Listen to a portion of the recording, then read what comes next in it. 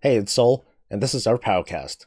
This is where I take a couple of my guildmates, bring up a topic, and we just talk about stuff until we run out of gas. Today I'm joined by two of my Breezies, Shaddux, who's my co-tank, and Xero, who sports a Frost Mage. We're doing a retrospective and sharing our thoughts on the Tomb of Sargeras Raid, and this is coming from a casual, heroic perspective. So feel free to hang out with us and enjoy the show. Welcome to this late PoWCast. It's been a while since we've done one. I think the last time we did one was we were talking shit about the last raid, weren't we? Something like that. Yeah. So we're doing it again. We're gonna talk smack about Tomb of Sargeras, but this time the format is going to be a lot more loose. It's not just going to be like, okay, you speak and then you speak and then we do a round robin sort of thing. It's not gonna be like that. It's just gonna be kind of fast and loose. So this might be shorter, which will be good. Which will be a good thing. But we're just going to go over the bosses, and if anyone has anything to say about it, good or bad, just start mouthing off, and if we start a conversation about it, cool, and if not, we just move on to the next until we run out. So that's good. It. Okay. Goroth is the first boss of Tomb of Sargeras.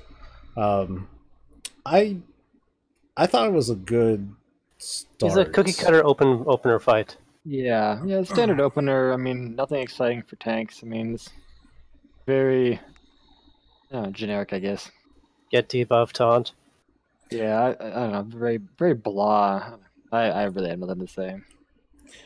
I do like the. I actually was fond of the pillar mechanic. I don't think we've seen anything like that so far. Like the whole thing about the pillars come up and then depending on like the one skill I liked about it was that boulder thing where if it collides with other pillars, then it will do less damage and stuff like that. I don't think we've seen anything like that. So I thought that was kind of a standout thing that was new. Before we dealt with like collision and stuff like that. Okay, that's nice. But this was like, oh, it affects like the damage that everyone takes. I'm like, oh, okay. But yeah, like this is like a simple first. Yeah, that was nice. I mean, for only doing a heroic, I mean, I know I'm mythic. I guess I've heard that can be much more difficult.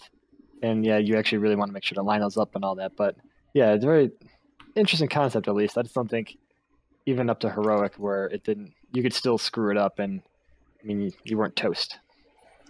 I like the idea of it. So I'm looking forward to seeing more stuff like that in the future. Yeah, I agree. It was a very interesting first fight. It had a lot of the typical stuff of like very kind of slowly getting you into the stuff. Like, it wasn't too difficult. If you were able to go through Nighthold, you were able to pretty much just stomp them. And like Soul mentioned, the bowling pin mechanic was very nice as well. It was different. Yeah, it wasn't bad for a first boss. It wasn't just like it wasn't super simple. To me, a Scorpion boss was way too simple.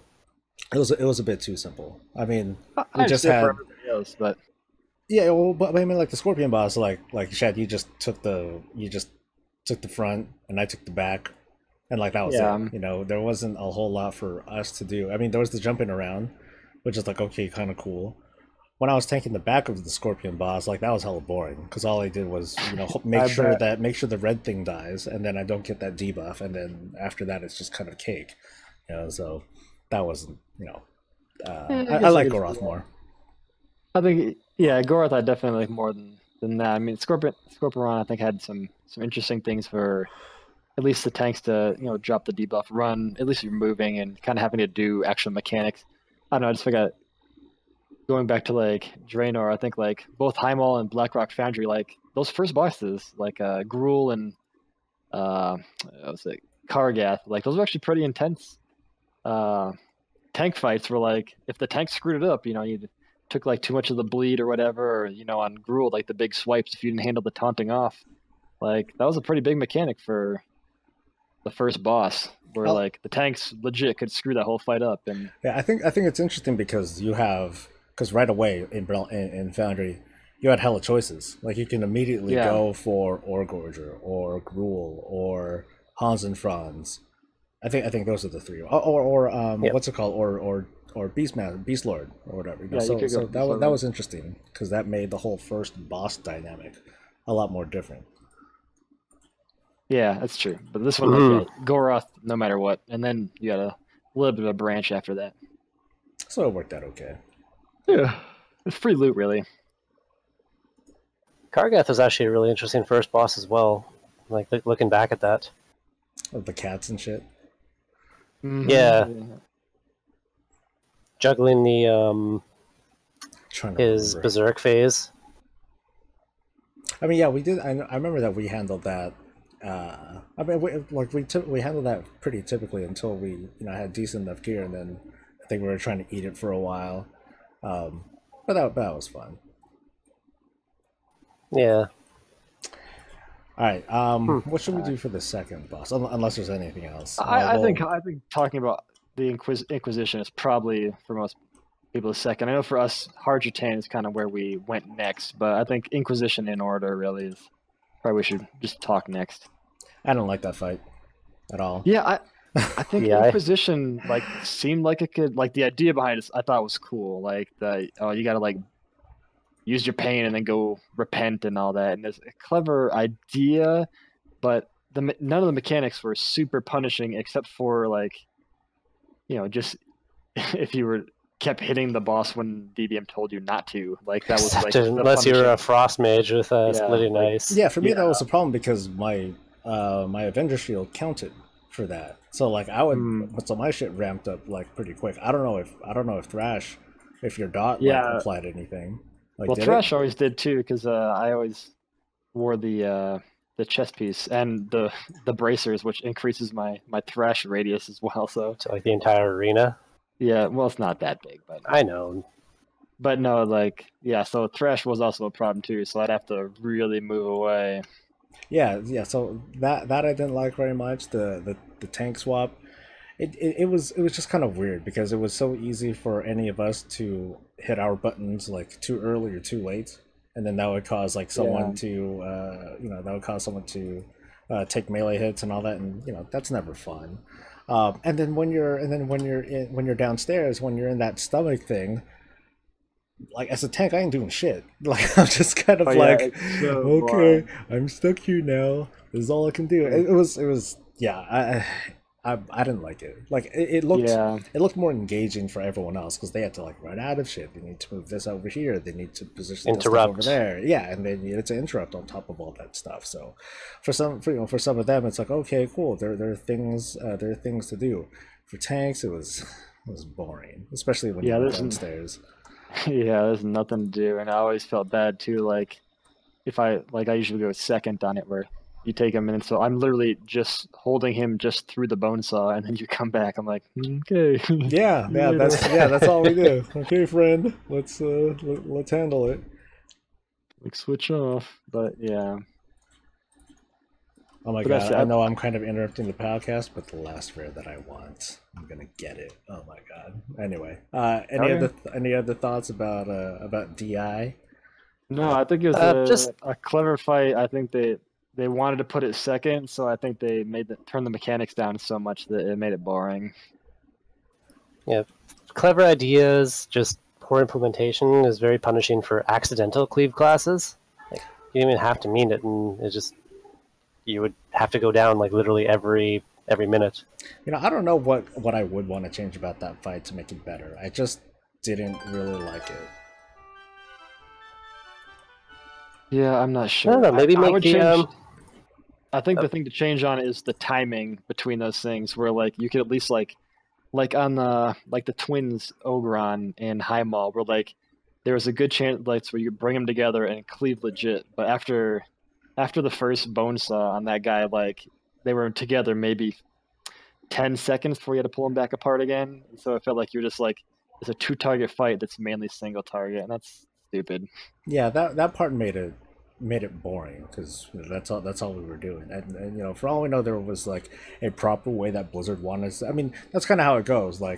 Blizzard designs to fight a certain way, and sometimes there are rare instances where players will find a totally different way to do it.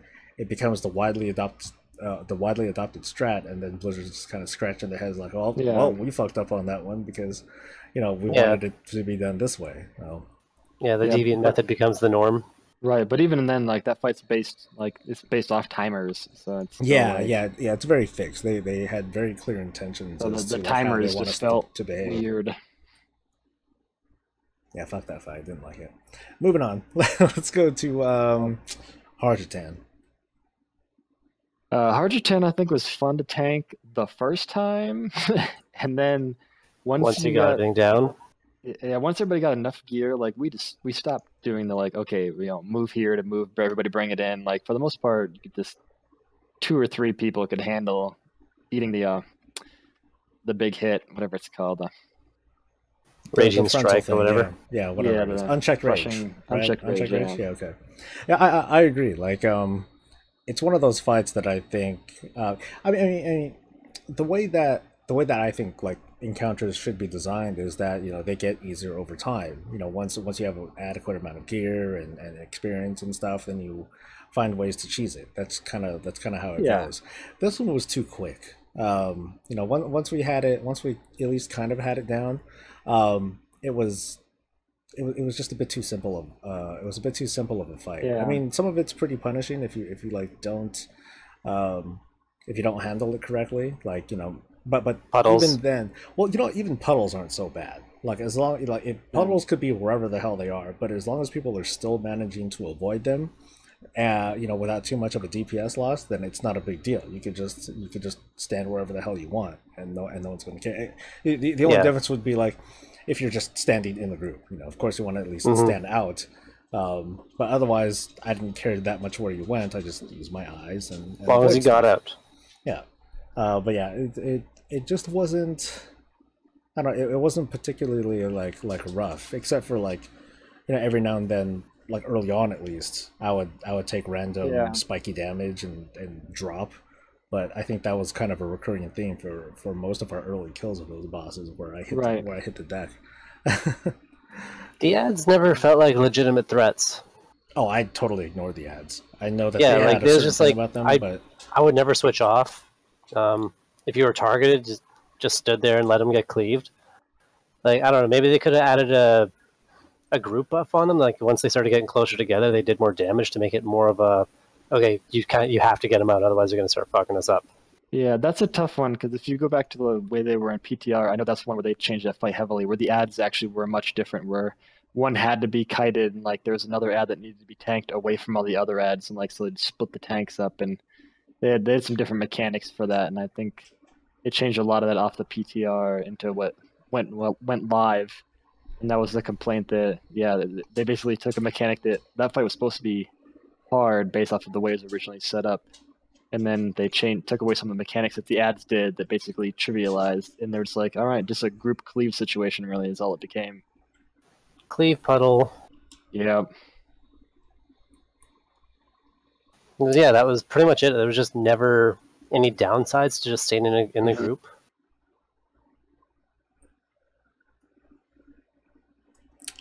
Mistress. Man, Hydra shot, right? Like, I thought it was fun. I thought it was a cool fight. Yeah, very cool fight. I'm okay with that one. I felt like everything was balanced correctly, where you could make mistakes but still recover. It never felt like there's a lot going on in that fight, but it never felt to the point. Like we never got to the point of that fight where it was like, what's his name, botanist. Yeah. True. Yeah, it was. There's a lot going on, but it wasn't to a point where you just kind of gave up because there's too much stuff going on. I mean, there was a lot of stuff going on. I mean, you got, stand outside of the jelly. Well, towards the end of the fight, it's avoid all the purple stuff that was left behind during the second phase, and get out of the middle. It's the big thing. So at the very least, at least while things did get crazier over the course of the fight, there were things that were taken away too. So it's like the whole devouring moth jellyfish. Jellyfish went away. The big devouring thing that would insta kill you, like that went away. It just became like a more or less still kind of a rough fight, and you still had to deal with things like Hydra shot and all that stuff because that mechanic was legit, pretty tough. I mean, on Mythic, it sounds like it's a total fucking nightmare. But even on Heroic, it looks like it it was still a challenge, especially though, like one thing I'm not too fond of is the mechanic of like having to soak like the beam thing. It's been inconsistent. We've seen instances where you soak the beam and you know, as long as you're bunched up, you're fine, and you soak it. But then there are others where, okay, you have to soak the beam, but you need to be standing a certain distance from each other, otherwise you're going to take, you know, explosive damage or whatever, and kill people around you. And that's kind of frustrating, especially when you have like 3 Hydra shots to deal with, and only so many raiders to you know, to have on hand, because to me that causes logistical problems where it's, you know, the situations where it's like tougher for smaller guilds than it is for larger ones.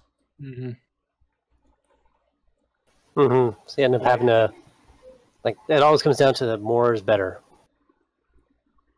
It's like you have that cushion of people that can just like jump onto a beam and help soak.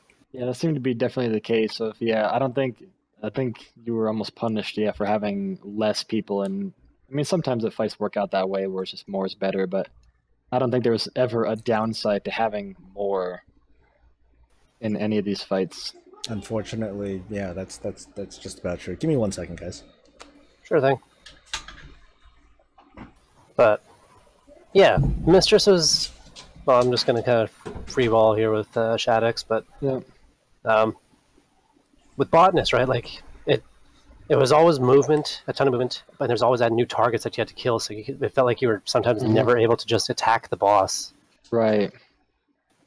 Like, I never gotta kill the orbs. Oh, gotta kill the ads. God, no. Yeah, I always hate those fights too. Yeah, where it's like you're just dealing with ads and never actually attacking a boss. I think those are always kind of silly.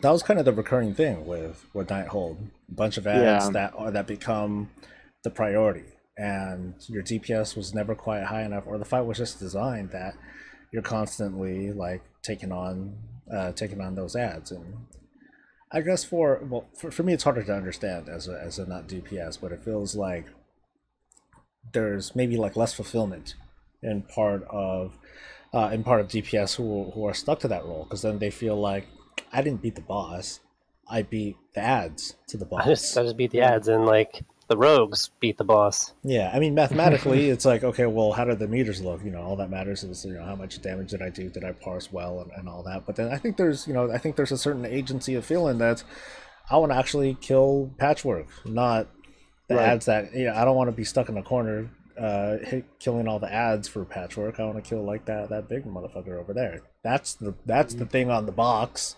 You know, that's the thing on the expansion box. I want to fight that, not his or her little minion shits. Well, then there's always going to be like claims of, oh, so-and-so was just patting meters. Like, no, I was killing ads like I'm supposed to. Right. Yeah. And one thing I did for Mistress, I thought it was interesting for that tank debuff to... That's my favorite debuff. I like it. I don't think they did enough with it, though, because it's just basically like, hey, avoid Hydra shot. Okay, got it. I think there could have been like a cool thing where like maybe like they trapped you in like a water maze, and like the better you did in the maze and like didn't get hit by something, kind of like the Warcraft guy in Nighthold. It's the guy with the big ass axe. That guy. Like kind of get teleported to like a shadow area, and like the better you avoid the obstacle. Oh, right. The thing from Hellfire Citadel?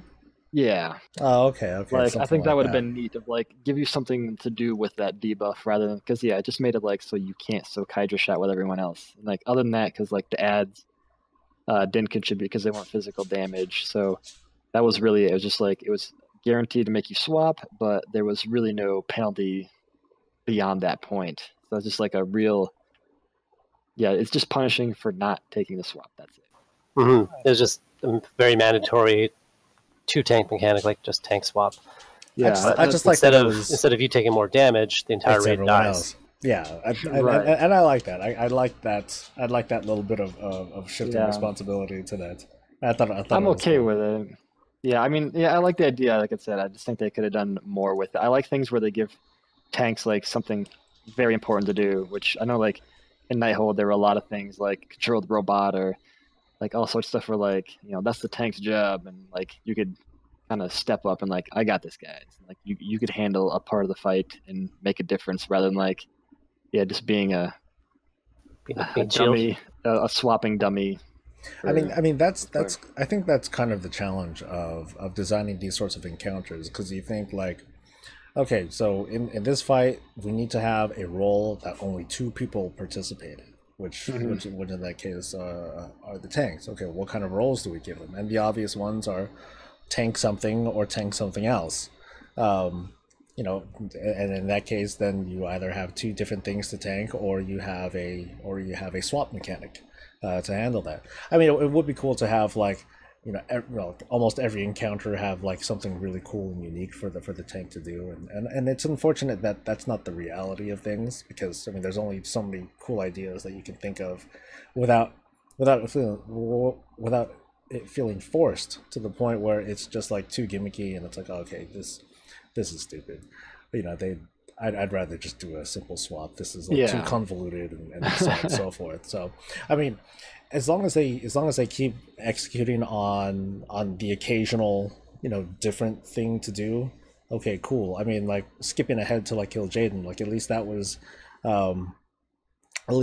a little unique in that, you know, obviously you want to swap after Felclaws wears off, but in the meantime, it's still a super dangerous mechanic. It's not just wait until the stacks go away and then you swap. It's like, yeah, wait until like the debuff's gone, but in the meantime, you're in the fight of your fucking life.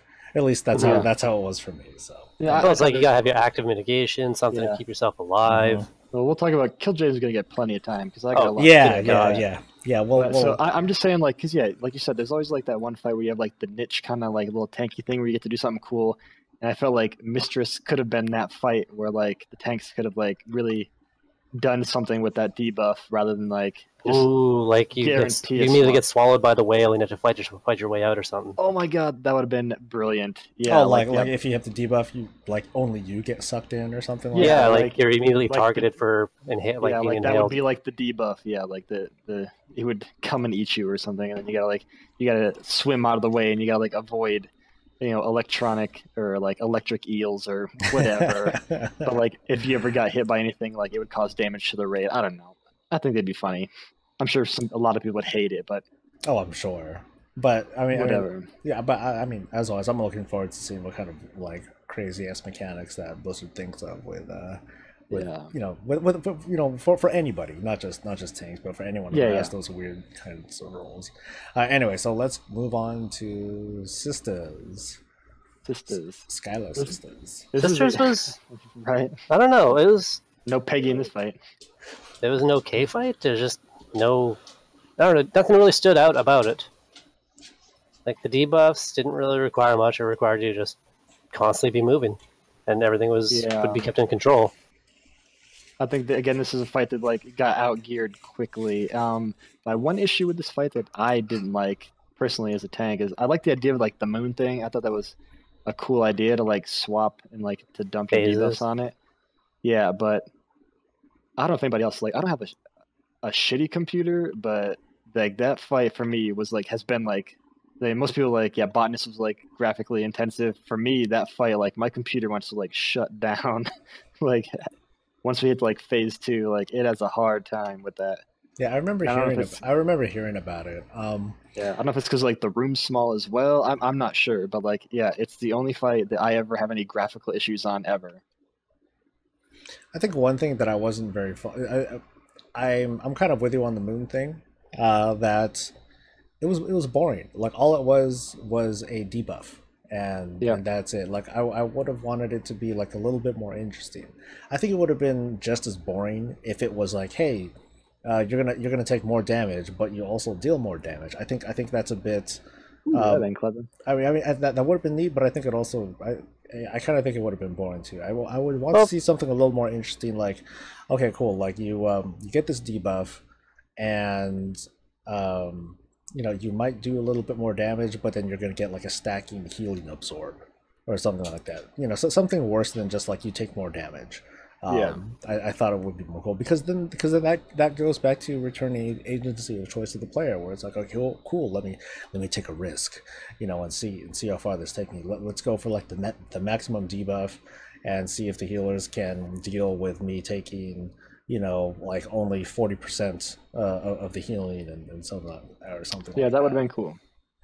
So Or oh damn it, I was thinking of something else too. God, blanked out. But that said, I did like that bubble debuff thing because I think that made it fun or frustrating for the healers. It gave them a little extra something to like panic about. And the healing bubble. Oh, okay. I like talking about the DPS bubble she puts on herself. Nah, the which DPS is a bubble, mechanic that's we just see like anytime. yeah, I mean that's not a big deal. It's just like a big skull over their head. Okay, cool, kill it. Otherwise, everyone dies. I get it. But the healing one, I thought was pretty interesting because usually we've seen something like that on where only a couple people would be affected by it, and then in the meantime, there's pretty intense damage going out. But in this case, it's like okay, the bubble goes out. You got to heal it off, or otherwise, whatever healing that's left comes out as an everyone's got explosion. spread out. Yeah, or otherwise spread out and then prepare to take the extra damage. A spike. Yeah. I did think they probably could have took a reduced page from the fight in Mythic, where there was like a minor penalty for switching colors. Because like in Heroic, it was just all right, tank, just move with the light, and like everyone just switch all the time. Yeah. That made it, like I said, it made it boring. Like let's say if the moon I'm like so stuck on this moon mechanic. Like let's say like the dark side and the light side, like it gave a stacking debuff. So you had to kind of balance the way that you build up these the light and the dark buff. So that because if you have too much of one thing, then some bad shit's gonna happen or something like that. Or every time you switch, you take a spike of damage. Well, isn't that how Mythic actually works though? Like when you switch, you have to have somebody there to soak it. Like so you have to like have teams and. Yeah, I don't know at all. It's I think the raid takes damage whenever people go through, so you have to have like teams go through. Oh, so like only a couple people at a time because there's like raid damage when you 4 people at a time. I like have to go through, or 5 people at a time. See, I would have I think I would have liked it better if it was just like a personal debuff. Like that's what I mean. For like Heroic, it could have been a toned down version of that idea. Okay, I get you. But otherwise, the fight was just okay. Like for tanking, it was like okay, we swapped during the first thing because of a thing. The second one, we don't do anything at all, and then the third one, I remember when we first killed it, we were just kind of like half-assing it. We're like, what do we do? And so like I think you were holding on to it, and I was just like healing you and sacking you and stuff. Yeah, I was just taking it until I ran out of mitigation to use, like, pretty much through like all my survival instincts and bark skins and all that. And like once I ran out, I'm like, all right, I'm out of stuff. You just take it now. Yeah. Okay. Looking at the dungeon, it does look like it was supposed to have that kind of a toned down mythic mechanic to it. Okay. But in Mythic, whenever you go through, you get a debuff that will do 150,000 damage to everyone in the raid. Okay. That's not very much. Yeah, but like it does it for everyone. I guess. So if you got like 20 people like constantly just jumping through all the time, you're gonna die. Okay. So, yeah, I think it would have been very manageable if they'd had like, that's that personal impetus on like when maintaining your stacks and like, okay, I'm going through, heal me up. Yeah, I can see that. Anything else for sisters? Not really. I got nothing on it. I mean, they fixed the owl right away. That was it. Yeah. What was wrong with the owl? Just before the initial, very early on, it spawned too much. That was kind of it. Like it was a very short cooldown that you would see a lot of owl. Oh, right. It's the reason that we use less in the second phase when. Because we had too many of them, or because you could overlap. Yeah. All that. Okay, I remember now. Desolate host. The host. The host with the most. I was bored as fuck. Yeah, same thing. So I'm sure it was a fight for everyone else but me. I mean, you did more. Like I would get mad because I'm like, oh fuck, shit, doing more damage than me. How dare you? My only task up there is to basically make the guy turn to a 45-degree angle and then deal with the knockbacks and make sure like that was like the only thing I did. And then for me, I guess the hard thing was making sure to actually taunt the correct guy. But hey, because you had like so little to do, you ended up being like perfect for calling out people who had the wailing cries. Yeah, I mean that's something. It's just I don't know. I feel like that's the only boss I've ever seen like that, like that splits. I don't know. I felt it felt awkward to me. A lot of potential though. Yeah, like I like the idea of like, okay, everybody go to their own sides and do their thing, but yeah. But I like how there's mechanics that like forced you to go one way or another. Kind of maybe there could have been something that forced you to go the other way or make a choice in terms of using the font, because like the big raid wide AoE damage things, there's no reason to switch out of it really. Yeah, there's never any huge threat from it except for the person who got that one debuff. You're talking about upstairs, right? Both sides actually. They always have like both sides have a wailing cry type situation where they like radiate damage. Right. Yeah. Okay. But the basement, I mean, like that during that phase, like ideally, according to the plan, you're probably supposed to jump through the font to avoid it and leave like just the tank and a healer. But there's no impetus to do it. There's no reason to try to avoid that damage because it's so little. Was it so little? It didn't. I mean, you saw Mary's meters. They were like pretty damn high. And this was not little, but like there's no. Maybe if it like added stacks to increase the damage to make it so you didn't try to cheese it and just stay down there. Was it really cheesing though?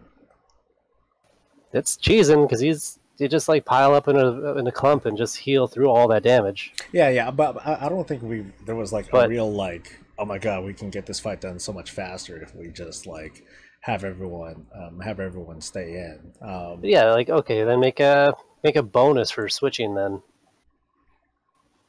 I just like don't just make it a punishment to not, but like make it kind of yeah, like you gotta incentivize the whole switching phases thing. I mean, I didn't have really any real problems with the fight. I like it. It felt like it's the way most boss fights are, right? Like once you get like positioning and placement down, I'm like, okay, don't overlap where everybody's at. Like, no, I thought that was all good. I don't have much to say about it. I think it was boring to tank, but and not to mention when your raid really nails the wailing cries, like you could hear Shad's pride in that finally. Oh, there's some. Like, it's oddly satisfying to be able to like to stack all those correctly, but I don't know. I didn't have any real problems with the fight. I thought I was perfectly okay with it. I didn't have any issues where I was like, man, I feel like this is not right, but I was just bored. I mean, yeah, no, it was just. But I mean, that's the life of being a tank, though, right? Like, not every tank fight's exciting.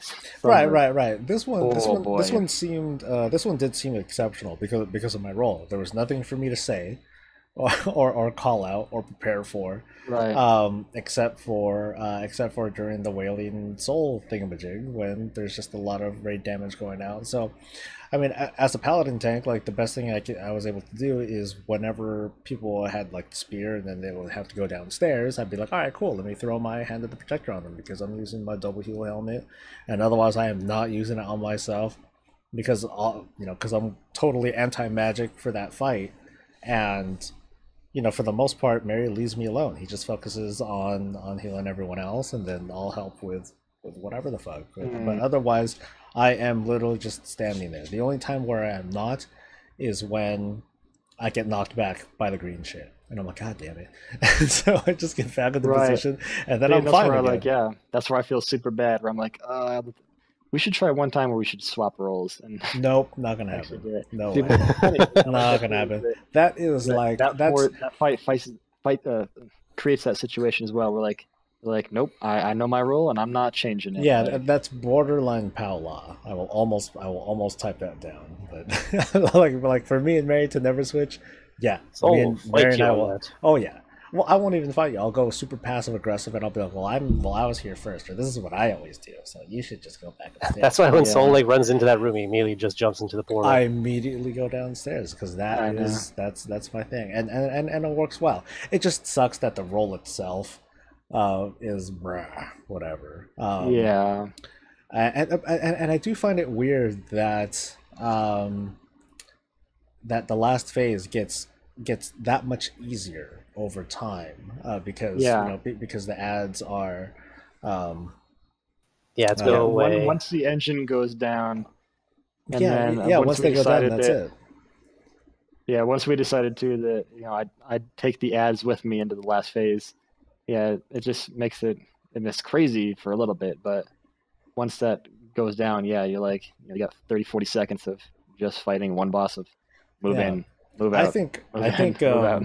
I think it would have been more fun if, once we got to 30% or whatever that is, the Desolate Host comes out and then the two ads become untargetable. And they just keep going. Everything where everything still happens. Because the only thing that only you're one of adding, them can be targeted at a time. or something like that, like, because the only mechanic that's being added is move in, move out, and tank swap, and that's really about it. I mean, tanks are going to be taking pretty, tanks do take reasonably heavy damage whenever they're holding on to both the boss and their respective ads, but otherwise, I don't think it would be that bad for us to deal with tanking both things at the same time. The exception would be like ads. We probably don't want to spawn more ads, but let all the other mechanics like stay there. And I think it would have been a little bit more engaging. Because then I could at least say, "Oh yeah, okay, now this is when shit gets good. All right, let's do this." Yeah. Like imagine if when the engine spawns, like two at a time get a shield and it just rotates. So you have to your DPS have to jump through the fonts to attack the proper one. Oh, that'd be so frustrating. Ooh, that'd be interesting. That'd be really interesting. Like having to face the other side. I also didn't I thought the timing for how the bone shield thing worked just felt weird. Where we could cruising with no ads for a while, and then you just have these ads just sticking around that you can't attack or anything. They're literally just hanging on you. That's true. Yeah. I don't think I see that often in fights where there's ads that you can't do anything about. Yeah, they're just there. I would have expected another set of ads to spawn at some point, because that would have solved it. We would have been able to bring those things down and then push phase, and then that's it. I think if those ads happen to slowly get stronger over time, on top of being invincible, unless we break their shield, then cool. That would have made things. I think that would have made things a hell of a lot more engaging. But yeah, that was just kind of missing. It's kind of a bummer. Yep, I agree on that point. Maiden. Oh, Maiden. This is one of this is this is the first of this is one of those fights where it's it only takes one person to just fuck everything up, and all of us were capable of it. Like just about every one of us fucked up in some way, shape, or form. Yeah, it's gonna piss happen. off everyone else, and it's always such a bad feeling, right? Whenever it's you that caused that wipe, and then you hear, "Oh, but my parses." Yeah. Oh, man. Overall, I thought it was an okay fight. I did not like the transition with catching the balls, though. That never felt good when you're on the side that just clean. Never got your color. Yeah, and it was also, I think, really inconsistent with there's supposed to be a range of how close you can be, and I think it's really inconsistent with actually being accurate. Where many times I noticed that too. Right on top of another person would get it, and I wouldn't. I think it's just that the range was just too small. If it was a little bit bigger, then they could factor in latency and lag and whatnot. Yeah, maybe, but I mean, I would be right on top of someone else. Like me and Medell would be together walking over it, and he would get the buff and I wouldn't. Yeah, I mean, not that I know much about how networking operates on an MMO, but it would have been nice if the range was increased to the point where you couldn't really notice something like that. That would have been nice. Just consistency. Another 5 yards out, or something like that, because you're not quite close enough that you would clip that you wouldn't clip the group on the other side. But you would be, you would be okay. If you're on the proper side, you should be able to get it. Yeah. But they probably didn't go with that because of the mythic mechanic of you have to have someone on the other side to catch. Because like if any orbs make it to the other side, it explodes and you all get to take damage anyways. Right. That's right. So yeah, very frustrating when like, oh, I got 10 stacks and you were with him the entire time. I got like 3. The other thing that I didn't like very much is, when a hammer would get thrown, and then there's like those little swirlies on the ground that would pop up. I remember there was one wipe that I caused because I got knocked up. I had to jump in for a bomb, knocked up, and then I landed like right on a swirly. And then moments later, I'm like, oh shit! And then that pretty much ruins the fight. I'm like, oh son of a bitch. It does. There's a couple RNG moments like that. You just can't help. Like when we talk to KJ too, let's talk about like sometimes Armageddon placement. Be like, really? What's the purpose of that? So even like the RNG, which I know Legion is, the RNG expansion, even like boss mechanics, RNG alone can be really frustrating. I mean, thankfully for me, whether it's like Mondo, for some reason, I always seem to be on his side when that happened. He'd always like life grip me down, which always super handy. But I would never get that. Sheesh.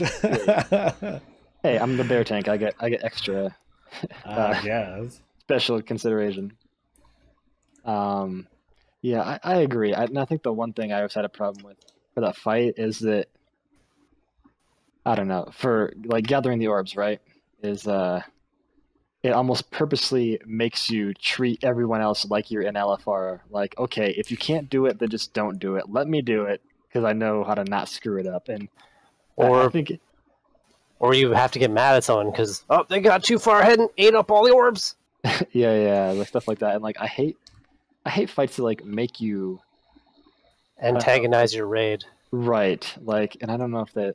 I know they don't mean to do that, but it really becomes that way of like, okay, well, maybe you can't trust your internet this time, so maybe just, you treat him like a little kid. Like maybe you let Daddy handle that one for a little bit. I mean, that's not something we can ever really get away from, because if you took away personal responsibility like that, then that really takes a lot of the teeth out of raiding in general. Yeah. And then you pretty much are doing LFR, and that's and that's not going to feel very good. No, that's going to suck. I mean, that said, it does suck whenever there are things that happen, whenever there are those RNG moments where it's like, okay, cool, we have everything planned for this, and we're cool here and we're cool there, and then something happens that flies in the face of all of that. And then there's just straight up bugs, like where and it's happened to me and a couple of other people where you jump into the hole for the bomb, and then you fly vertically. I'm like, this bullshit. and I know that's because you're jumping into the bomb right when that phase is about to change, and then everyone gets stunned. And if you happen to be like in the hole, get knocked up at the time, you get stunned, and then you just fly up vertically. You lose your backward momentum. Yeah, exactly. And then you just go straight down. And I'm like, well, this doesn't feel good. Yeah, it's cheap. I hate that. Things that are beyond your control. Not just beyond our control, but like just unintended. It's obviously not an intended thing for something like that to happen. And if it were, there would be much easier ways to, there would be clear ways to get around that or to circumvent it. But in that case, it just wasn't. It was just kind of boo-boo.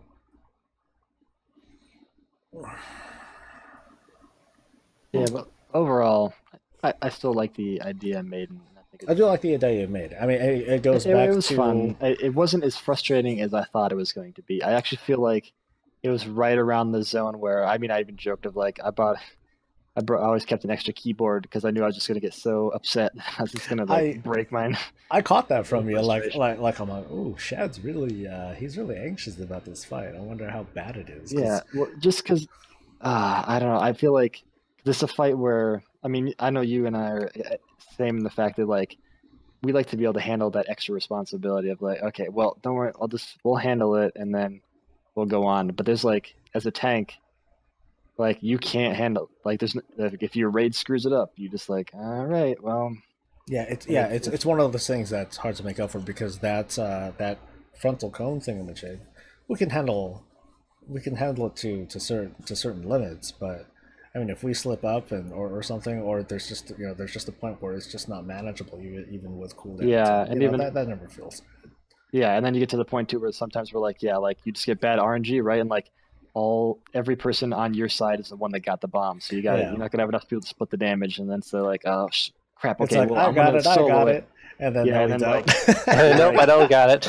Yeah, that happened to me several times. So I'm like, okay, well, one SI is going to be good enough for this, and it's not. Like, I need to actually pop like two. I need to make sure I have AM up and then do survival instincts and bark skin to basically survive that, because I need like 90% mitigation up. And yeah, like you miss the one thing, and you're like, well, I wiped the raid anyway. Great. And it's just because that's the way the bombs worked out in that go. Avatar. And then you can have fights. Well, hang on, because I want to talk about that. Okay, it's all good. The other thing RNG that I thought was funny too is that for a while, I think there's 2 fights in a row where you and I were always like, you were always light and I was always fell, and so you thought we had changed how we'd switched up. I could have swore that we talked about it. I didn't bother reviewing it. I mean, you're probably right. You're more than likely right. I do remember Soul like being adamant that no, we changed up the way the fight is, because like we never switch. Yeah, and it just happened to be because for 2 fights in a row, I always got fell and you always got light, and so it just seemed that we never had to swap sides, and it was just pure RNG. And I was like, oh boy, I just thought that was funny. That if we learned it that way, then that would have been so good. Yeah, it would have been super good. That would have been super nice. But then no one was like, I remember when we first tried to teach people to fight, and it's like, no, we're always gonna have like being based on her left hand or her right hand. We had all sorts of like crazy ideas to like. Yeah, I'm curious to see. Like, that's one thing I want to know. Like, for other people, like, I don't know other people's strategies. Like, did they do the same thing as we did, where like one side of the room was always light and the other side was always fell? We didn't ever base it off of where she was. We based it off the room itself. And I'm curious to hear other people's strategies on what they did to like divvy that up, because I mean, I don't do LFR, so I don't know how they do it there, but I'm curious to see. I think there's a lot of different ways you could do that fight, and I'd like to hear other people's how they found it easiest to position. Yeah, right. Like, is there an easier way? I was quite proud. I mean, this is more like things to talk about at the very end, but I was pretty proud that I did not look at a single guide before or after doing these fights. Like, everything that we've done has been some product of whatever the hell we thought of, or like learning it in blood, or someone did actually look up the fight and just thought of the right strats and I just didn't realize it or whatever. But it all worked out. I am a little curious. I mean, for all we know, the way that we did it is like the way that we've done certain fights, where like people will be like, what the fuck are you thinking? It's the same difference between like like in, let's see, where is it? Vault of the Wardens. Shad goes one direction. Shad, you always go right on Vault of the Wardens. I always go left, because that's the right way you're supposed to go, as far as I'm concerned, right? So, and then meanwhile the guild would be like, what the hell are you doing? I'm like, I'm doing it. What are you talking about? And it's like, no, there's not even any rhyme or reason behind it. It's just what we do. Yep. And it still works. That's the point. I agree. Okay, but yes, I think I'm done with my Maiden's piece. Okay. Maiden. All right, on to Avatar. The other Maiden fight. Yes, the other Maiden fight. Maiden of Avatarism. I think it's a cool fight, actually. I've always liked this fight. I think it's clever. I think it is interesting. I like some of the ideas that if you ever had a problem with dealing with phase 2, that you can like go to phase 2 immediately and progress, like, and learn how to play it if you wanted to. Like, I like that it lets you skip phases. I mean, you can't beat the boss that way, but it lets you learn parts of the fight, to learn, just to like, okay, we can just practice that, and I don't know. I don't know if I've seen that elsewhere in other fights, but I think that's cool. I've never thought of it that way, but yeah, that is a really good way to look at that. Yeah, it's not a thing we ever had to do, but Thankfully.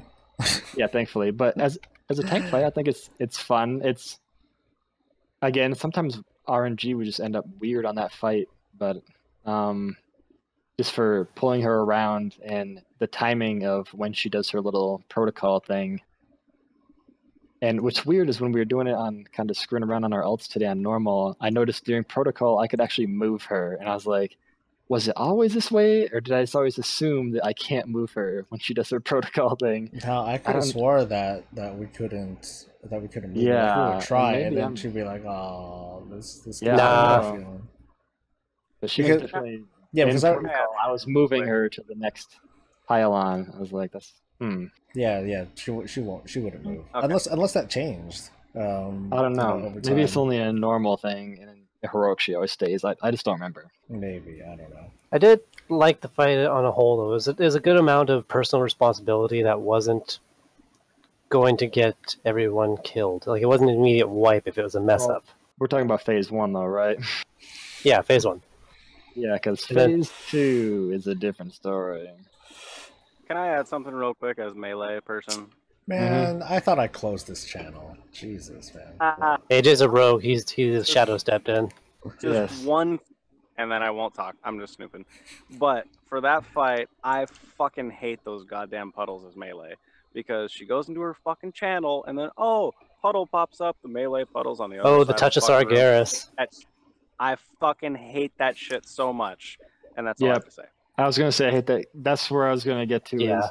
That's one thing for RNG in that fight that I hated, that like it purposely, or not purposely, but occasionally would just punish you just based off of RNG of where they place the puddles. I mean, I know, yeah, like AJ and Moofin, then we get so excited when you could like stand it, soak the puddle, and still like hit her during that phase. And I was like, it's so silly that it's just coming down to just random placement of the soak that could determine whether or not, like, you know, sometimes that would be like, you in the beginning time, it'd be like that would be the position of like either breaking it or not, and it's like if we get it pulled away, like, well, it's gonna pop here, and then everyone's gonna die.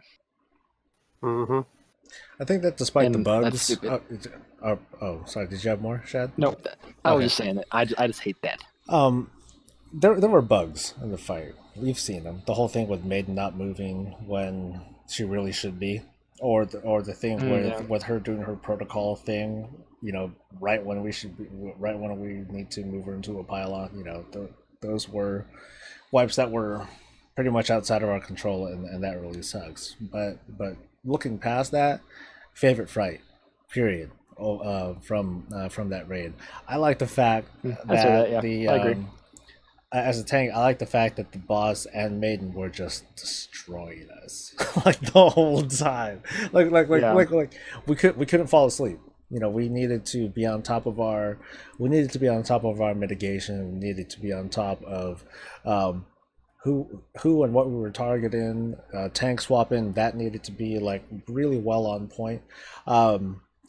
Devastate, or whatever that the tank debuff is called, like it hurts like hell, but it was forgiving enough because the debuff is that you would just take more damage from that particular attack and not all damage. Not everything. Yeah, not everything. So, you know, you had a little bit of a window of, okay, cool, I need to at least reposition Maiden or something like that, and then we can do the swap or something like that. You know, we at least had the room to do it. And then there's the bug that I couldn't hit both targets with my Avenger shield, which again pissed me off because I would look at meters later, I'd be like, motherfucking Shad beat me again. This is bullshit. Fuck trash. Fuck thrash. Fuck thrash. Fuck thrash. You know, I'd be all over that. But overall, I like the fight a lot. You know, observing the way that the raid was handling things and handling the puddles that a lot of the melee or none of the melee liked at all. I like that the timing to move Maiden from one spot to another, it was pretty darn tight. Like you had you had to be looking well ahead of time where they were going to form. Pretty much. Like you had maybe like 4 to 5 seconds of leeway before you absolutely had to move Maiden in the right direction. Otherwise, you would. Otherwise, the boss would eat laser, and eating a laser would, based on our gear and our throughput, it was pretty much a guaranteed wipe if we let the boss have even a few seconds of the laser. Be like, fucking wipe it. This is a bust. So it was. I do like that. Overall, that encounter was pretty tight on how it had to be executed, and overall like how it was built. Downstairs, phase 2 though, I don't know. It's that one is a bit more. That one's a bit more sketchy with the suicide bombs. Yeah, with the dark marks. That part I wasn't too keen on, because it really did come to the point where we needed to like sacrifice people, and I think that even when we did start killing Avatar like on the regular, I don't think it was very cool that we still needed to worry about sacrificing people. Because it was easier than to deal with all the damage that was going out. So I had to hope that it was like you're hitting classes that had a lot of immunities. Right. Yeah, that's where you start. That's where you really get into the whole Tomb of Class Sargeras stacking thing. No, I'm talking about the soaking. It was okay, cool. Let's, we need people with immunities we need to stack people that have immunities. Otherwise, we're not going to have the deeps to push, so fuck it. We're only going to take rogues and mages and, that sort of thing that can hunters. That can just immune or totally mitigate that sort of stuff. And that's not fair. That's not, I don't think that's cool from a more casual standpoint. Or just as a enjoyment aspect of it, like I really like this class, but this other class does theoretical better damage but it has more immunities, so that's my choice. Yeah, I remember the some Q&A. I think it was a Q&A that they did where they pretty much admitted, well, when we created all these encounters, the encounter team, they were designing all these really cool fights, but there was just kind of a miscommunication as to how to take care of all these different mechanics. Once the team finally assembled these fights and got everything together, that's when they realized, we have way too many fights that call for like soaking and immunities and things like that. Where we should have like had that spread out and balanced more, or just have less of those kinds of mechanics going out. It's crazy to me that they didn't talk to each other. I find that just crazy. Yeah, I'm sure it's not as. I'm sure the conversation wasn't as simple as that, or I'm sure whatever miscommunication there was, it wasn't as simple as that. But I mean, it's hard to. I think that it would be hard to miss something like that, because it's like, well, don't you guys like take notes and report on this shit, or just like take a look at what your classes are like, just know what your classes are capable of. Or at least like peek over your cube, or peek over to the other desk and be like, oh, so what encounters are you doing, huh? Let me take some notes and cross-reference these, because that's important too. I know that part of Blizzard's approach to making encounters in a raid is that they're going to have some easy fights, some not so easy fights, ad-based fights, tank and spanky kind of fights, and so on and so forth. So they communicate these kinds of things, but maybe it came down to like the details, and on how to handle these. Maybe that part of the conversation was missed.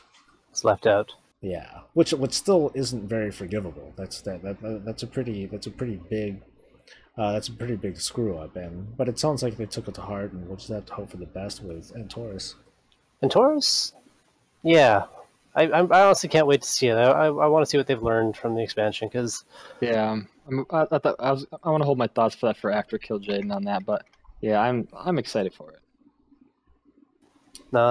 Speaking from a range perspective, the things that made the fight for me pretty good are also the things that I hated, because sometimes I wanted to be a lazy DPS and just nuke the boss, but everything required me to move and jump around and find a new hoop and everything else, and sometimes I don't wanna. I just want to be lazy and stand in fire. but everything would kill me immediately. It is interesting that that fight, among others, they didn't have assigned roles. It's like, okay, your job is to this and this and this. Like, that just wasn't a thing. It was more like, you know, tanks do this, melee do this, range do this, and then you know, whatever you can possibly help with are probably like soaking those puddles. And that's about it. Everything else was like everything else was it was a job that everyone had to handle. Yeah, everyone had to handle their own shit, otherwise everyone was going to get killed, or you know, we weren't going to do enough damage to bring down the boss, and then everyone dies anyway. But I see what you mean by that. Like, it is cool whenever like people have like those sorts of individual roles, but then it goes back to what we were talking about earlier with, oh man, all I'm doing is killing ads. This is boring. I want to actually fight the boss. You know, that you know, I want to feel good knowing that I killed Jaden, not Maiden, because I was just killing Maiden the whole damn time. That was stupid. Not jumping on his dark touch grenades. Yeah. So I mean, so there's a difference. You know, there's always that. There's always that give and take. It's like, I wanted to do this, or I wanted to do this. But I mean, in your case, you're talking mostly about like the encounter mechanics and all that. But I don't mind a fight that keeps me awake, and that fight definitely made you pay attention. Yeah. Because like, even if just something as simple as running the daggers away, you had to be paying attention who was where. Otherwise, you were gonna nuke your tank and screw them over. Yeah, that happened. But I think I like the thing of like that you're rewarded for pressing as much DPS as you can. Like, I mean, I know Soul and I even talked to like I would think we both ended up figuring out, we never even told each other like how like you'd hold on to Maiden, but you were doing all your DPS into the avatar. Yeah. And like, so you swap it to be like bink bink done. Doing the bare minimum to the Maiden, it just that way, you know, okay, so and so's dots will knock off a shield before it explodes, so I can switch over to Avatar right away and try to get eke out that extra 2% extra percent. Yeah, because I mean, there's only so much that we'd be able to contribute anyway. But yeah, I mean, whenever there were weeks where I would be like, I would totally ignore Maiden for the most part. Even when she was using her protocol thingamajig, I'm like, yeah, screw it. I'm just gonna keep killing the boss. But then more often than not, I'm like, okay, I'll go ahead. I'm gonna try to help this out. So that way, you know, DPS can save, you know, 1 or 2 extra mini cooldowns, like, and save those for the boss or something like that. I'm still pissed about the whole shield throw thing. Yeah, I would be upset too. I think that'd be really bad. I mean, you basically cut my event. Like, if you doubled my Avenger shield damage in those logs, then that would be what my damage is.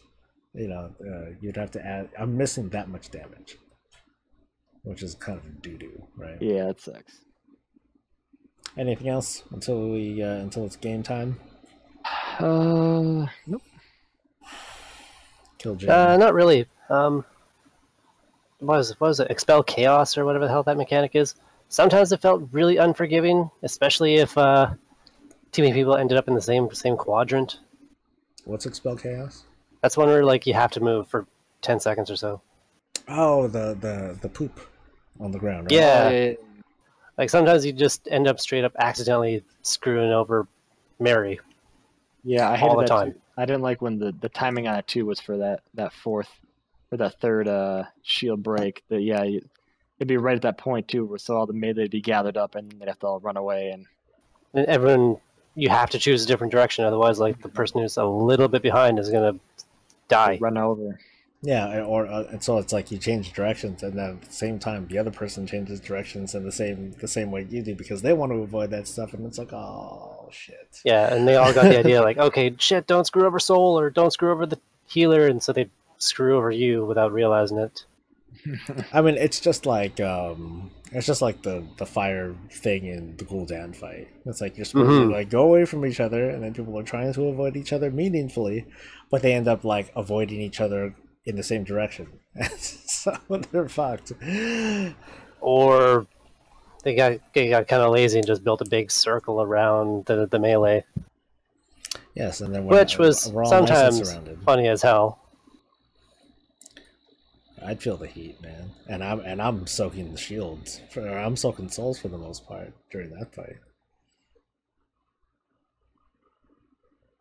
Anything else? I don't think so. All right, now it's game time. Hate kill Jaden time. I just killed Jaden, right? So I'm not gonna lie. I think around wipe 100, I seriously contemplated of like, you know what? I just might take a break from this game for a little bit because I was losing my mind, and it wasn't because like people weren't doing things. I felt like I must sound like I'm super bitching here. I felt like the mechanics were unfairly harsh. Like They're just unforgiving. yeah, they're so unforgiving that even with like the best intentions, that if one person screwed up, it wasn't even on them. I don't even blame them for screwing it up because it's just so there's no real good way to plan for any of it. It was just you're always shooting from the hip of like, okay, well, I think I kind of got this way. And I'm sure there's ways where like you could divvy it up of like, okay, you 4 people are always going to handle this corner, but even then, RNG wouldn't let that happen because I mean, you'd There's have too much shit in the way.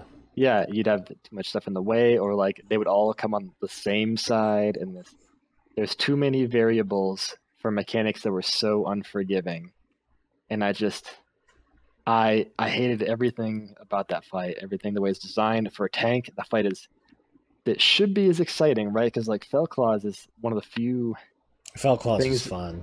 It was fun for a while, but I don't know about you, but for me, like, so I have the same rotation of once it come up, I'd like, all right, I'm gonna get hit with 1 Fell Claw, pop my Bristling Fur, and then I'm just gonna start stacking AM and doing Iron Fur because like I just got so comfortable doing it, and as a tank, that fight is you're blindly doing the same routine because it's all based on timers that after a while, like you could literally check out. Like there are times where I was like surfing YouTube at the same time because I knew like that you were tanking and there's nothing I had to do at the moment. So I'm like, okay, well I'm gonna go switch songs or something because there isn't anything to do. And if there was, I knew when it was going to happen. Like just rhythmically, it just I don't know. It felt like it became so monotonous. It was kind of like Dark Souls, right? You ever played Dark Souls where like the bosses are just unforgivably punishing, right? Yeah. Right.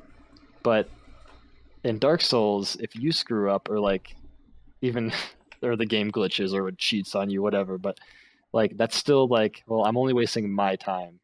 But I can't imagine. I felt bad for the DPS in that situation because even if like one person screwed up, you basically it's almost like you're wasting 18 other people's time, and that feeling It's crushing a lot. And it really didn't help that you had a mechanic like Armageddon. Like let's get that fat elephant out of the room. Yeah. It could spawn anywhere, and sometimes you would legitimately just miss it because it would spawn on the very corner of the platform. Mm-hmm. I think one of the recent fixes is that they fixed that. So they reduced that range, right? Yeah. Oh, really? So yeah, they narrowed it. Like that's why it was really damn easy. Like it's extra easy on those runs we've been doing. Like you actually really notice it never really hit the edges. Not the same thing, but yeah. But they never hit the edges either. Yeah, that's nice. Then. I didn't even realize that. No, it's really noticeable that the change they made, and it's a huge quality of life improvement on it. Yep.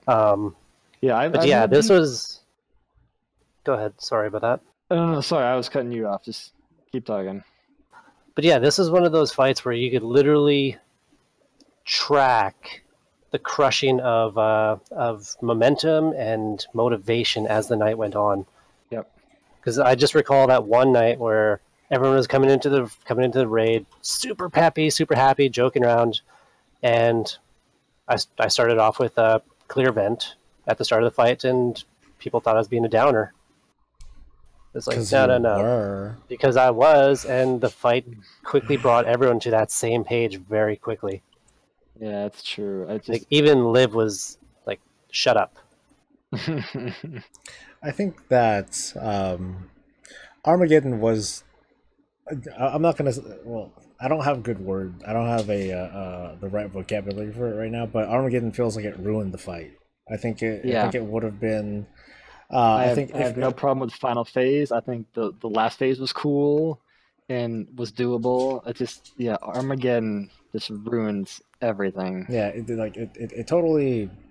Yeah, it just messes everything up because you can have everything on point. You know, we can have the routine down. We have the gear. We got we have the knowledge. Blah blah blah. And then Armageddon goes out, and then people go to one side, and we don't have enough time to get to the other side, and then everyone dies. I think that if Armageddon was different in the fact that it didn't straight up kill you, but it would almost ruin you, but there was at least kind of a clutch way to get yourself out of it. Excuse me. I'd be cool with that. But you miss one, you're dead. It was a wipe. Yeah. There's no recovery. Yeah. I was thinking, you just couldn't recover from that.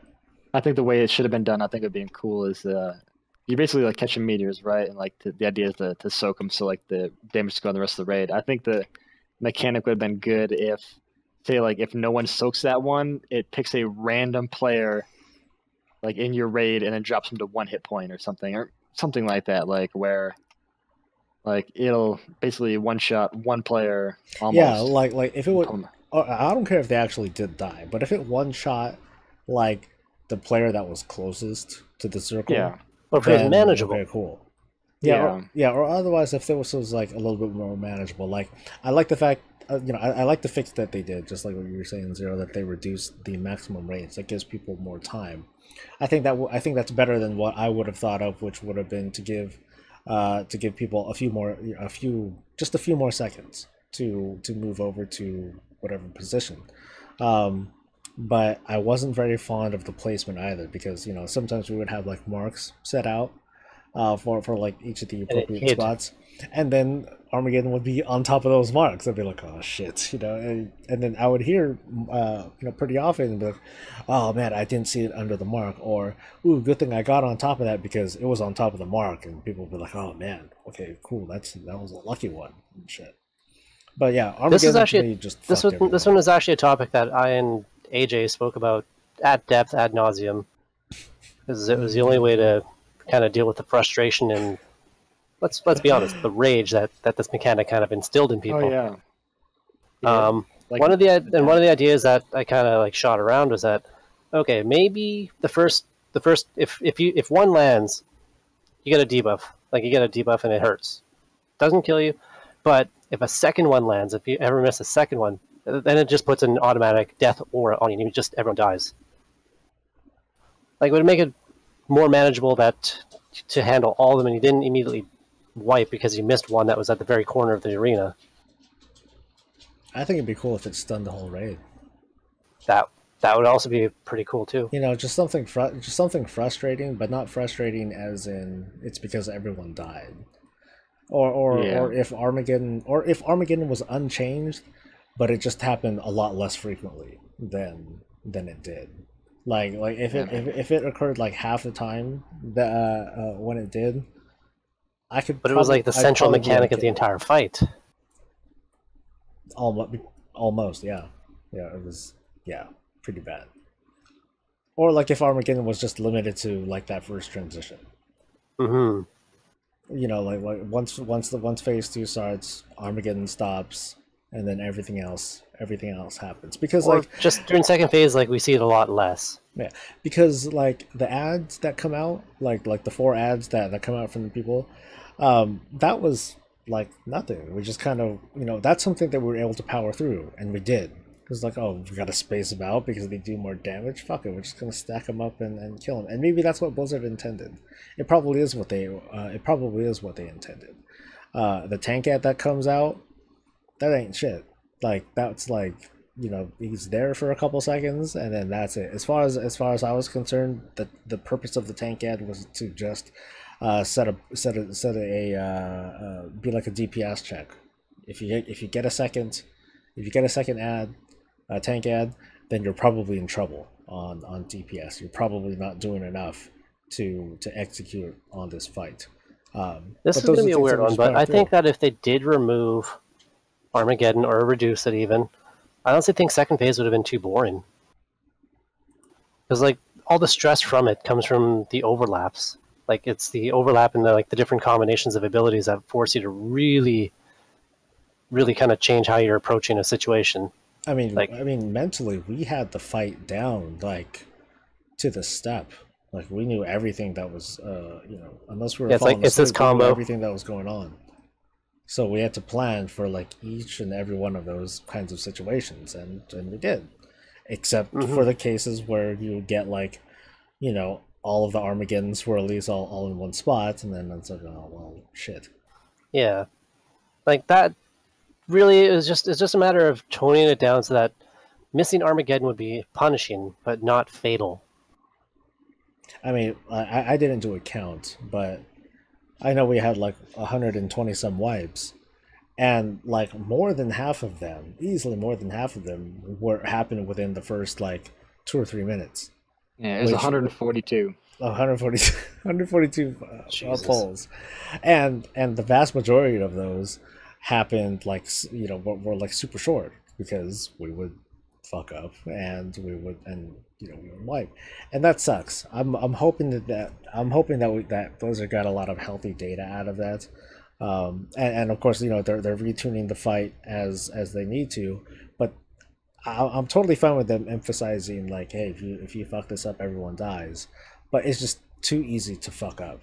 But before these nerfs had come in, it's funny that you mentioned Felclaws because that makes me compare like how tanks were overall during this tier, and it feels like Paladins got the short end of the stick. I think the community at large will say that Paladins just weren't well equipped for what Felclaws actually was. And really got the short end of the stick. I mean, I play Bear for a reason. I think for me, I always play what is easiest to heal to like, so that it takes that stress off the raid, like.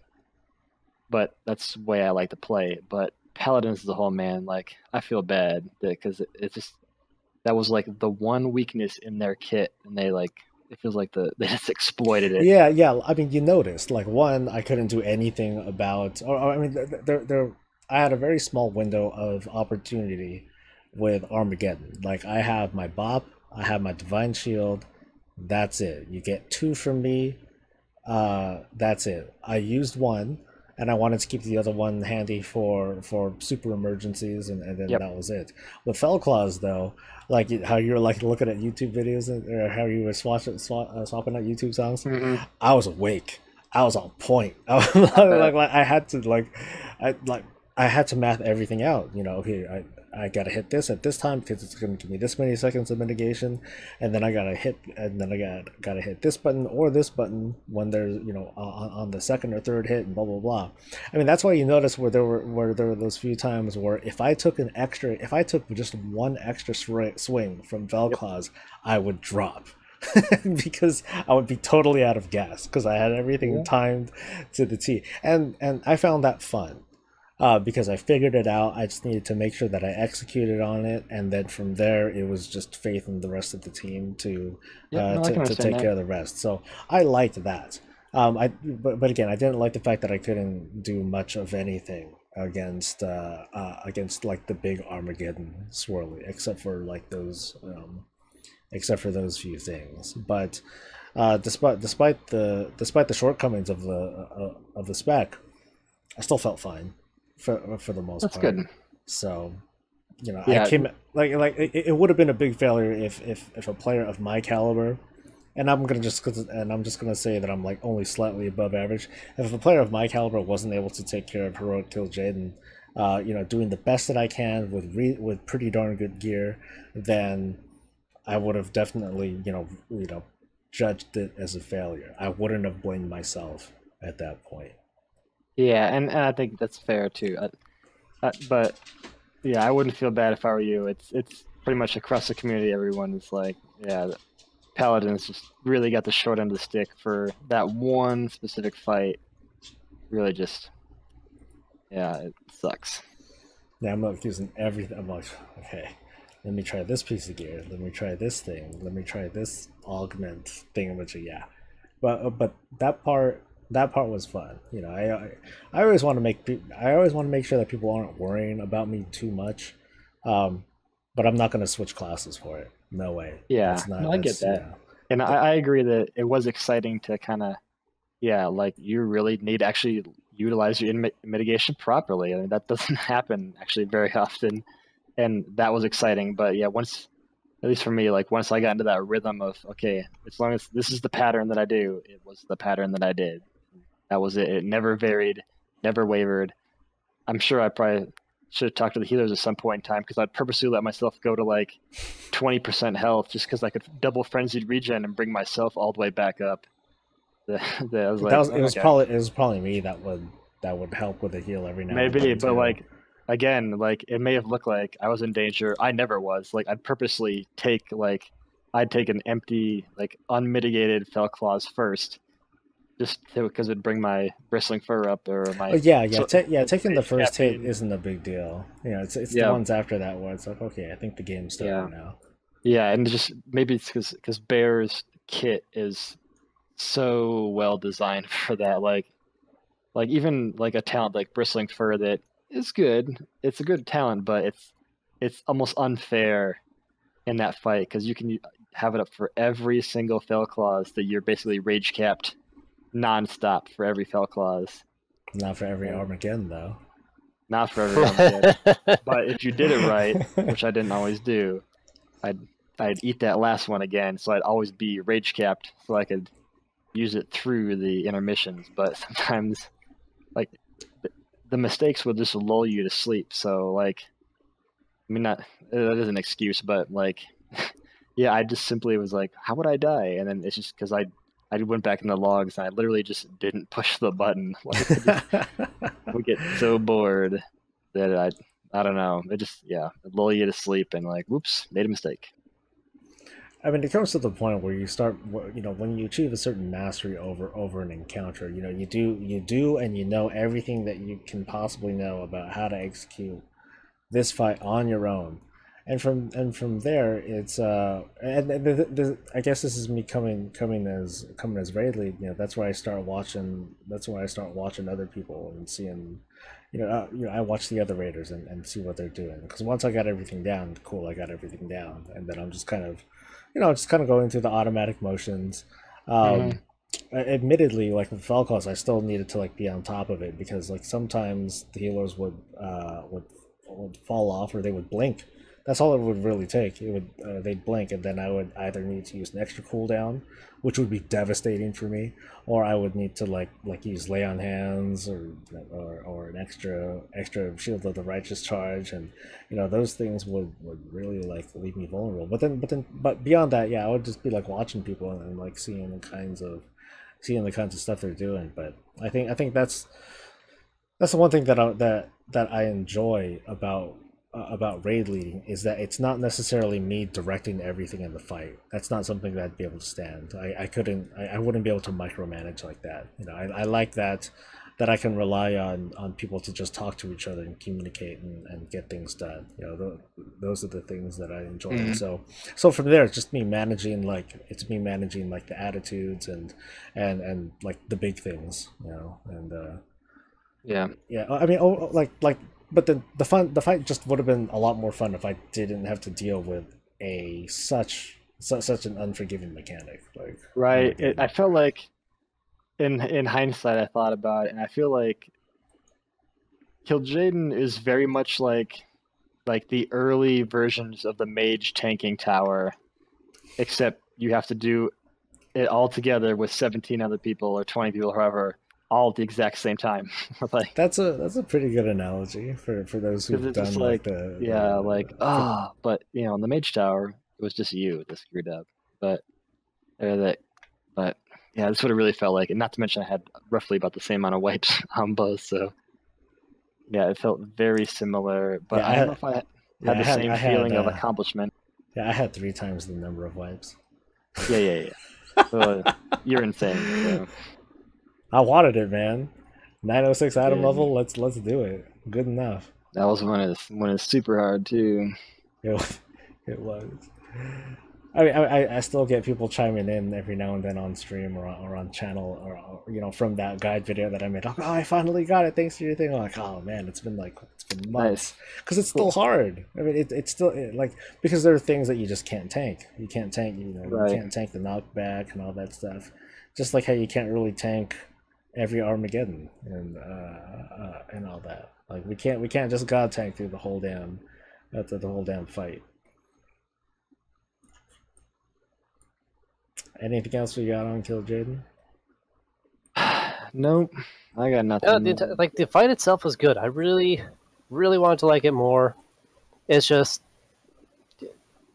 Armageddon made you dislike your raid sometimes because after a long night of wipes and people not learning, sometimes it felt like sometimes you want to think to yourself like, oh, this motherfucker's not taking it seriously. Look at him trying to laugh it off.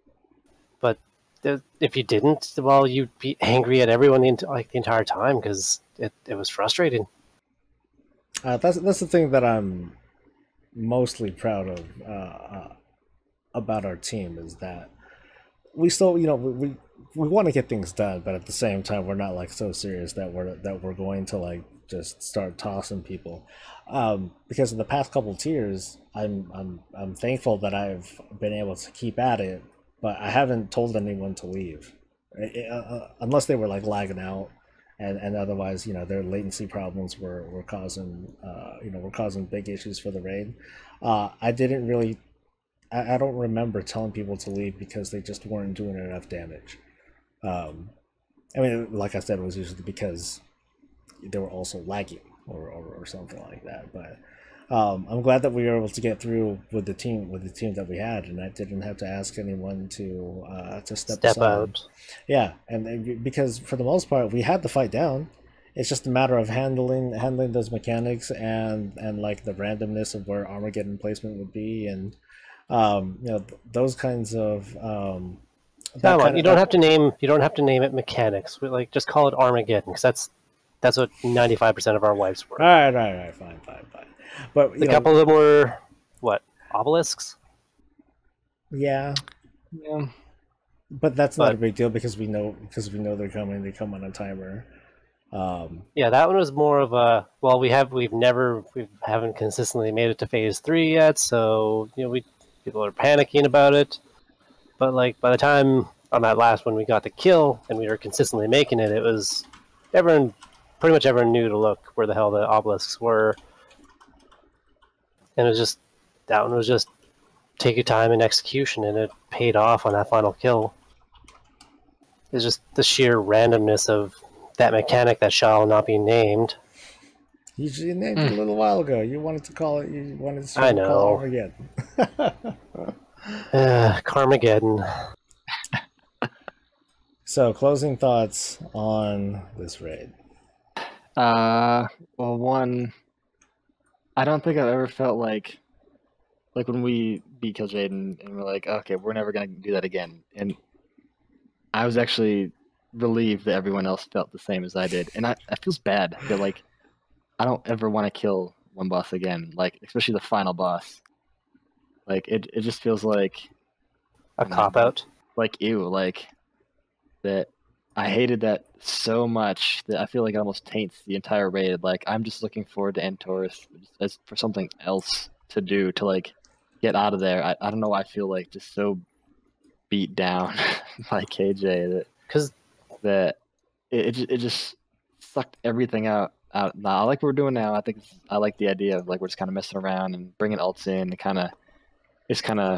I'm falling back. Have fun in there again. Yeah, I'm falling back in love with why I love this game.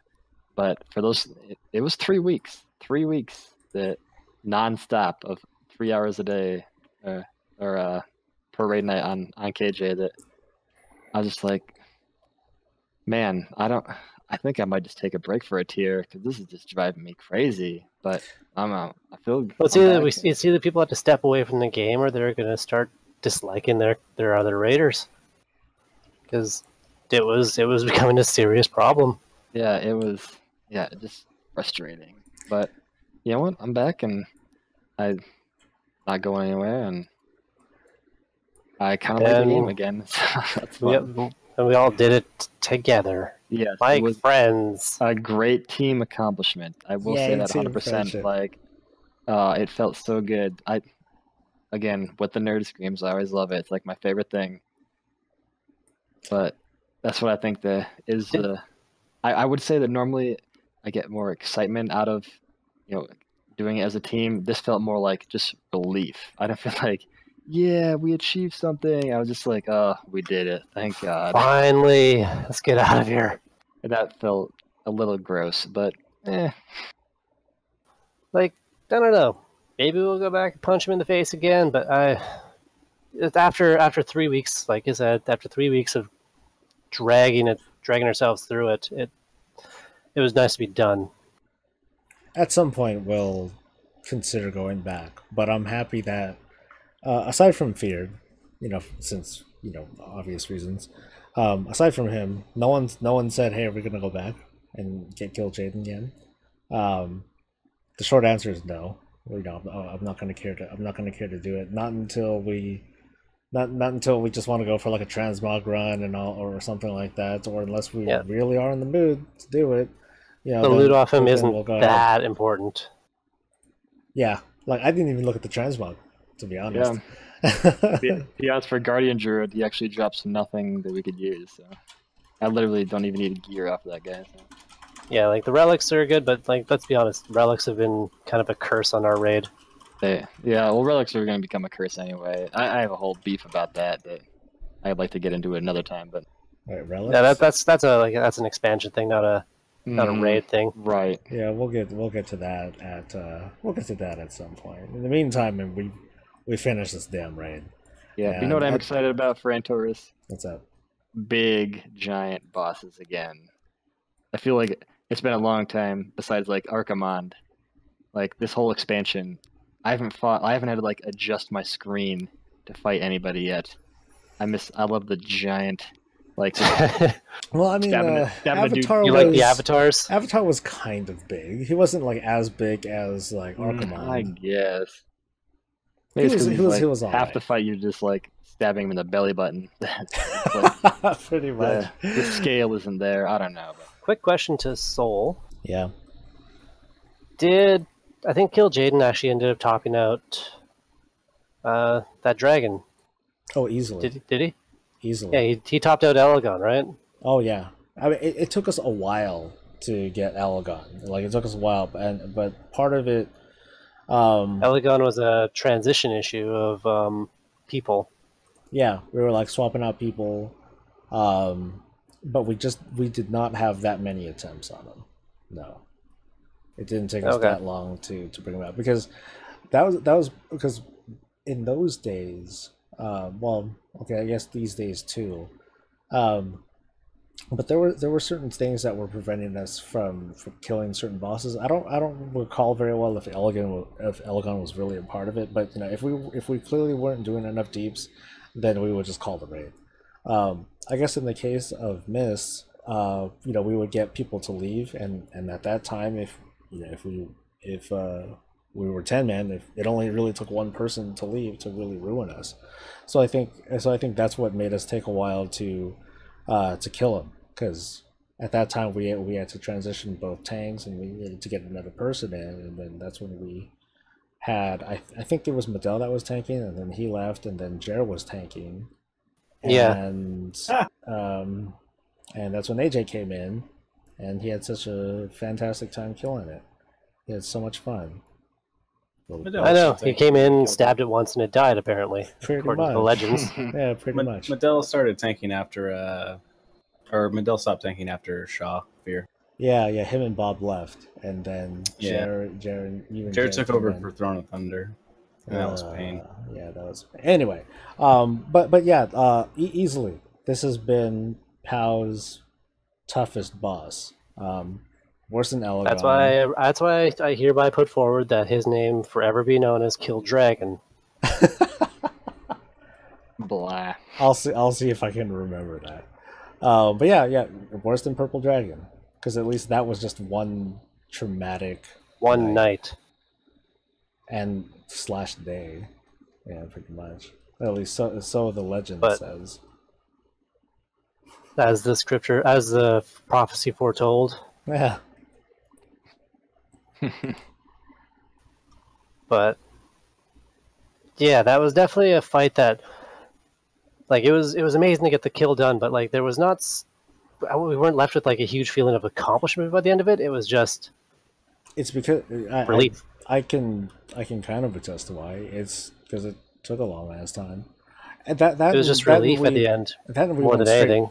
we went straight to him, too. We skipped bosses and all that. We went straight to him and we're like, okay, we're gonna kill this because there's not there's only so much gear that we can get, or there's only so much It's that not gear a can help us DPS with. issue. Yeah, there's only so much that gear can push us through. Like all the gear in the Yeah, world 'cause, is like, not going to we would help have us survive people- Armageddon. We would have people, like the entire top 10, like our entire DPS core was pushing like 800k or over 1 million by the time the first phase was done. Yeah, So it was never a DPS issue. Yeah, we were meeting every.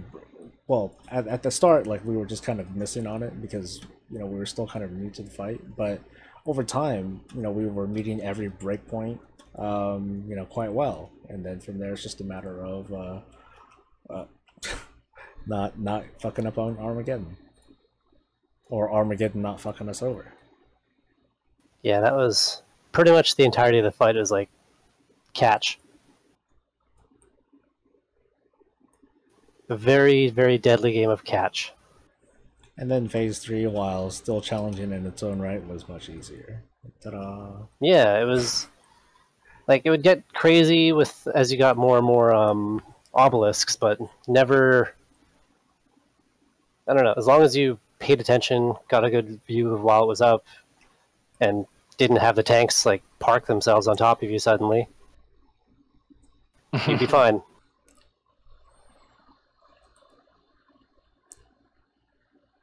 All right, is there anything else, guys?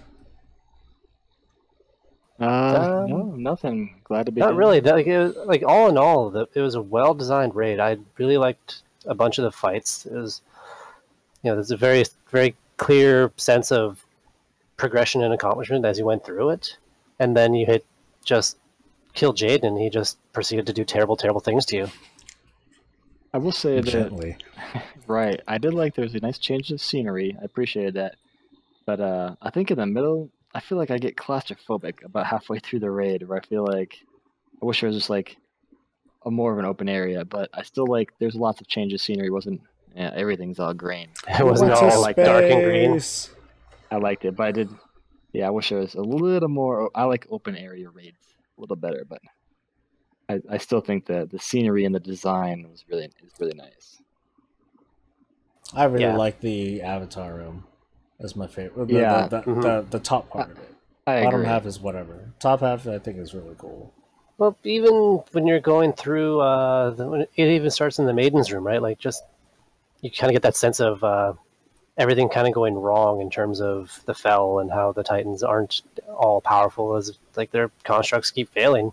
It had a very. It was basically like Ulduar, and this is another fail of Ulduar. Like it's Ulduar, it's a Yogg-Saron that does break it out, and here it's all this demonic shit. That's that fuck everything up. So no, theme wise and everything, I think it delivered.